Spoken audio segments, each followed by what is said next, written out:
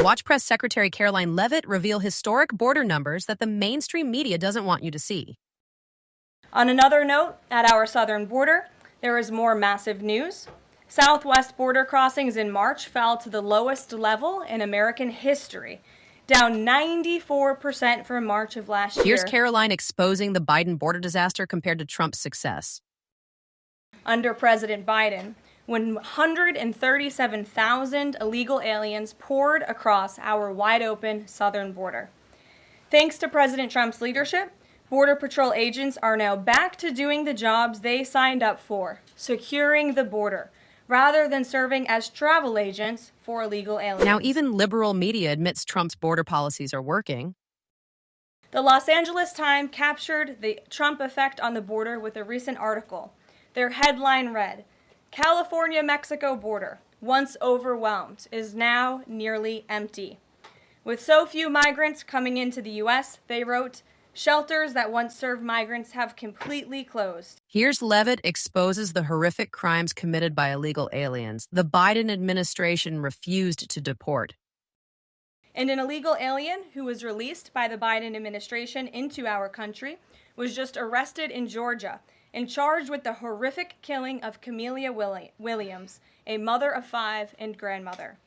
The suspect has now been indicted on charges of malice murder, felony murder, aggravated assault, rape, aggravated sexual battery, and necrophilia, which, for those who don't know, necrophilia is a sexual obsession with a corpse. Here's Karoline destroying liberal media narratives with these shocking facts about Biden's border policies.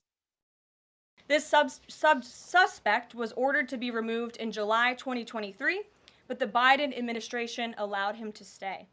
This case represents the ruthless murderers, rapists, and pedophiles who Joe Biden and Democrats let into our country over the past 4 years through our southern border. They should have never been here in the first place. Now she delivers powerful message to Democrats still opposing deportations. Keep this in mind the next time you see Democrats protesting future illegal alien removals from our country. President Trump is focused on fulfilling his greatest obligation, to keep the American people safe and to defend our country from violent invaders. Now Karoline defends deportation of MS-13 gang members with fierce response to media questions. Well, first of all, the error that you are referring to was a clerical error. It was an administrative error. The administration maintains the position that this individual who was deported to El Salvador and will not be returning to our country was a member of the brutal and vicious MS-13 gang. That is fact number one. Fact number two, we also have credible intelligence proving that this individual was involved in human trafficking. And fact number three, this individual was a member, actually a leader of the brutal MS-13 gang, which this president has designated as a foreign terrorist organization. Fact number four is that foreign terrorists do not have legal protections in the United States of America anymore. And it is within the president's executive authority and power to deport these heinous individuals from American communities. It is a promise he campaigned on. It is a promise he is keeping. And every single person in this room should be grateful for that, considering especially MS-13 is very prevalent and prominent here in the District of Columbia, in Maryland, and in Virginia. And the president, the attorney general, everyone who has been involved in these operations is focused on eradicating these criminals and terrorists from our communities. Now, watch as Press Secretary slams liberal Atlantic magazine for misleading reporting on deportations.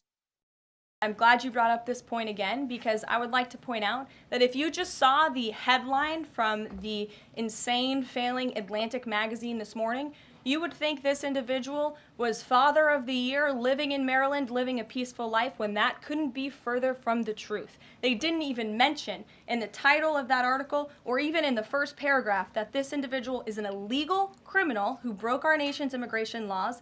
He is a leader in the brutal MS-13 gang, and he is involved in human trafficking, and now MS-13 is a designated foreign terrorist organization. Foreign terrorists have no legal protections in the United States of America, and this administration is going to continue to deport foreign terrorists and illegal criminals from our nation's interior. Karoline Leavitt delivers passionate defense of deportation policies with shocking list of MS-13 crimes.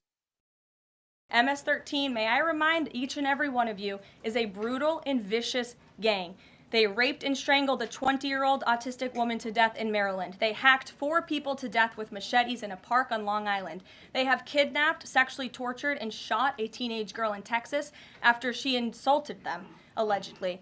Killed and mutilated a 17-year-old girl in Virginia, stabbing him 16 times and cutting off his hands. They beheaded and cut out the heart of a man in Washington, D.C.